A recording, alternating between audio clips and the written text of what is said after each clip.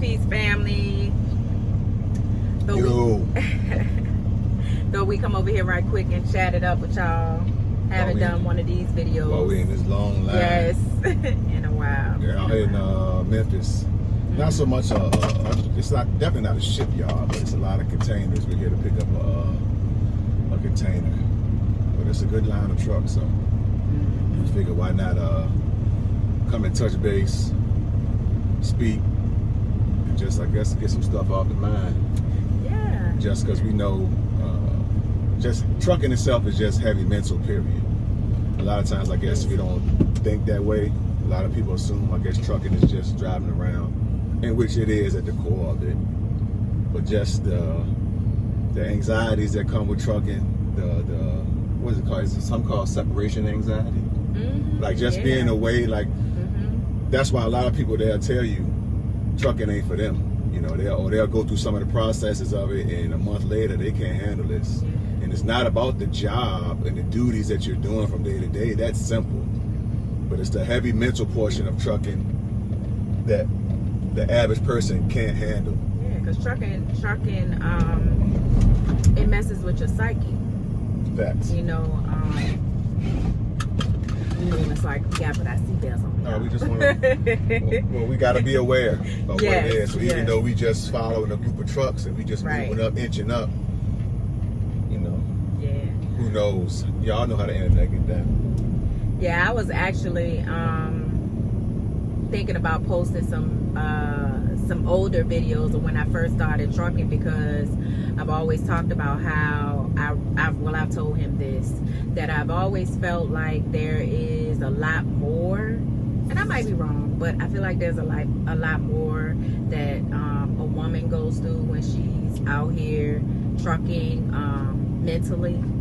You know, we got the holiday coming up, things happen with your family, if you have children, grandkids, all of that, and then I'm a wife. You know, there's just like a mental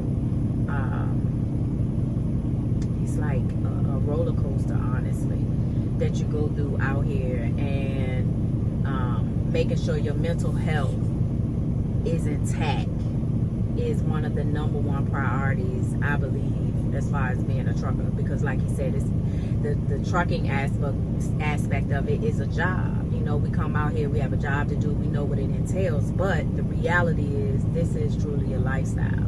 Well, to me, it's more so like you say the woman part of it, and I guess there's a difference between the sexes and how people view stuff like that. So y'all, I'm we not got gonna the guy coming up to us right quick. Morning. Just took a picture of it on the other phone. Does the number, there's an R29501. Just stay right behind that blue chassis, and my guys know what to load. All right, thank you, sir. Like I was saying, you can make it a sexual thing or sexual orientation type thing, whether it's men or women, and I get all of that, because there is a difference. Men and women, I think, process stuff a lot differently. So a lot of times the mental space of a man is probably definitely different from the mental space of a woman.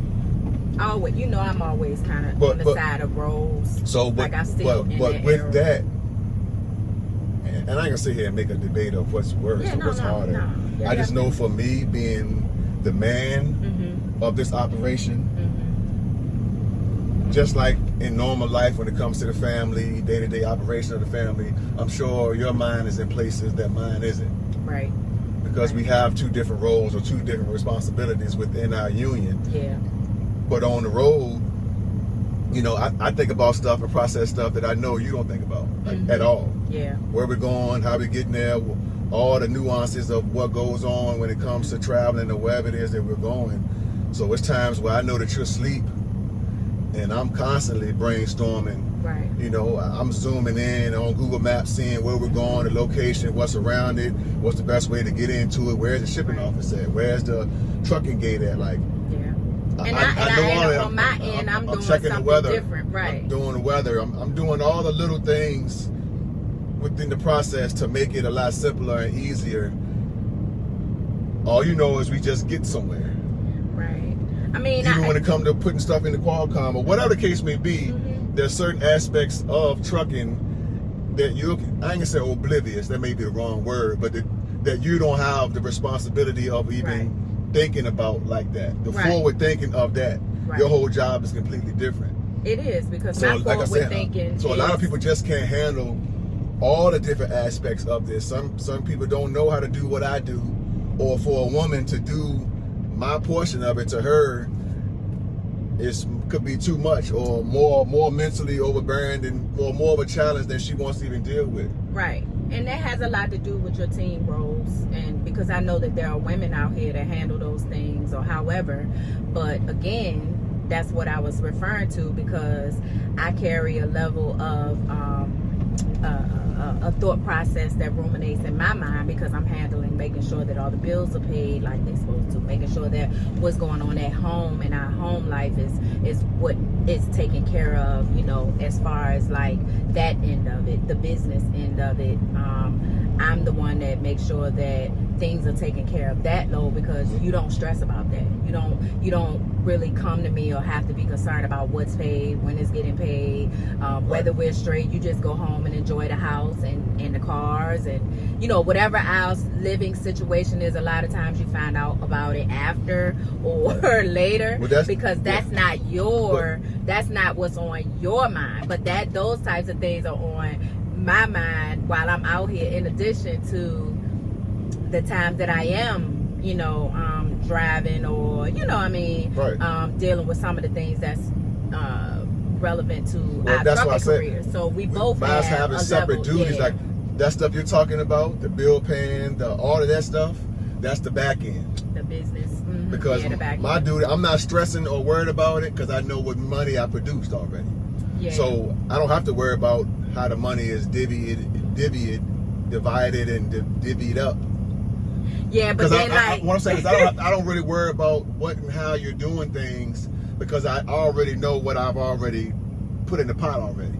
Yeah, but so I don't have to worry about been how paid or whatever. Like when we see these lows and we know how much they are, like, and I know that some women and men can relate, depending on the ones who do the financial stuff. Like, I'm sitting back and I'm calculating, okay, well, this week ain't been, or this month ain't been what it needed to be, and I know, you know, how much money has to go out, and I know what comes in. So that's a level of stress as well, you know, because we all can say and relate and understand that this year for trucking has not been one of those years where it's been like hitting and pushing out. Like, we've all had our challenges as far as, like, you know, the numbers with freights and stuff like that. But the blessing for us is, even in the year that we consider this to be a down year for us personally, from Married to the Miles, it's still greater than any years we had in the past. Good. So I get what you're saying, but like I said, to go back to what you were saying, you're absolutely right. You know, there is roles that we both have,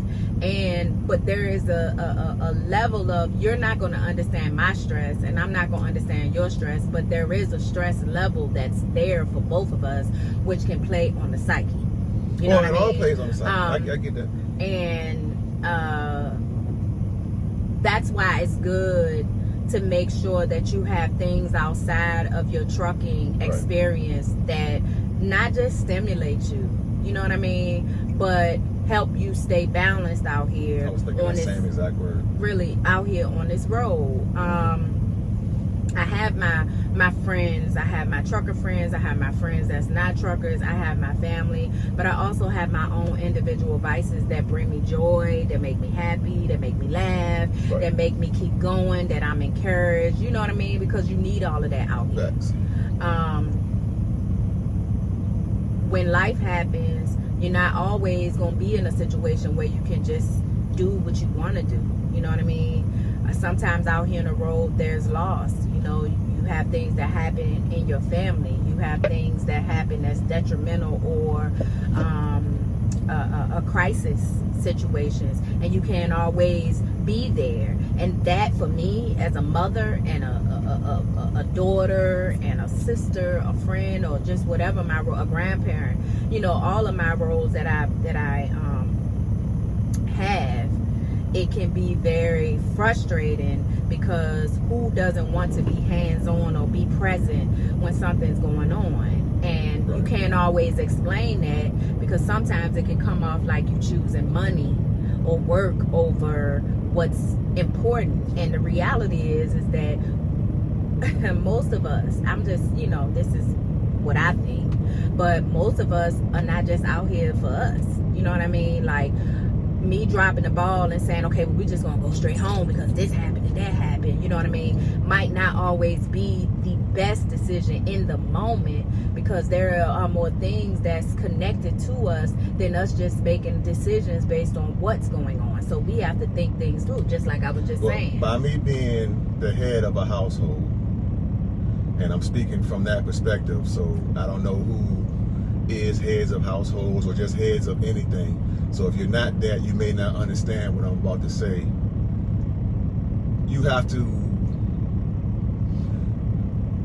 to be comfortable with being the bad guy. Yeah. You have to be comfortable with being talked about, with being looked at from different angles. When you got certain crucial decisions to make, and you're the head that wears that certain crown, everybody's not going to always look at you in the best light, even though what you're doing is the ultimate sacrifice for every and all.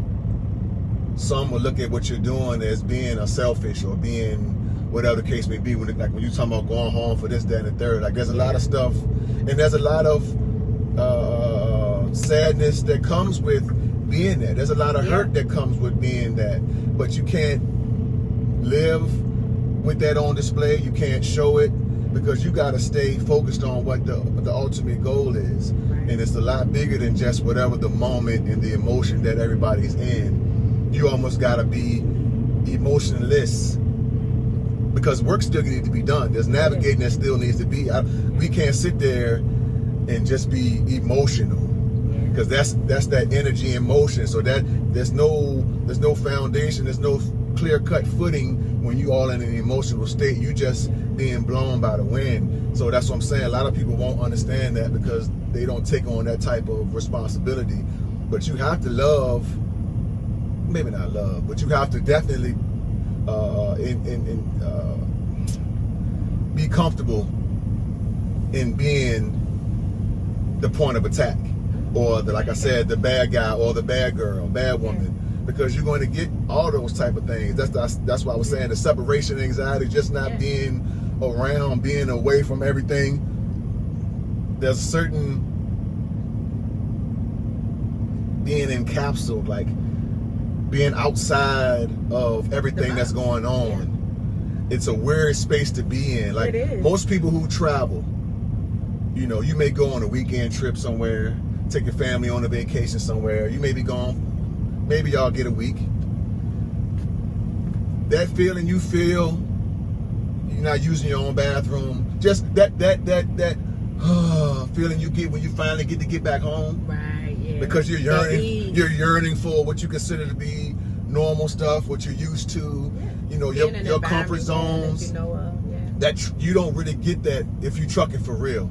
And when I say trucking for real, this might shake, rattle a few feathers too. And it ain't to disrespect nothing, but to me, and it's just to me, Moedo Po, this is just me.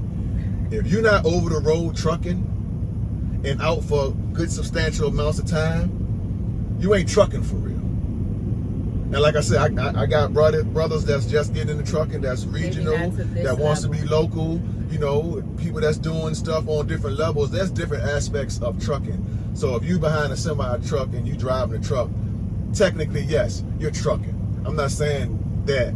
Right. But unless you travel and from day to day you have no clue where you're going to be, and it ain't just 6 different states you might be in or 8 different states you may be in. When you start talking about from day to day out of the 48 lower states within the United States of America, I could be anywhere at any given day at any given time.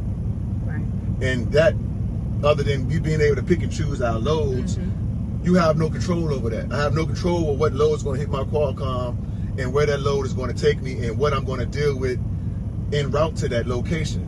And a lot of people can't deal with that unknown. Yeah. They want to deal with something locally where they run a certain route, or they want to deal with something regionally where they run in a certain area. Which but is when you your start business, talking if about, that's what you yeah, wanna that's what I do. said. If But- you're taking offense to it, then Yeah, if that's what you want to then do, call that's your fine, parents, but call we somebody, and we in a different lane, so yeah, I'm we not worried speaking about from none of that. that. I'm just saying, But- if you're not running OTR, in my opinion, you ain't trucking. You just drive a truck.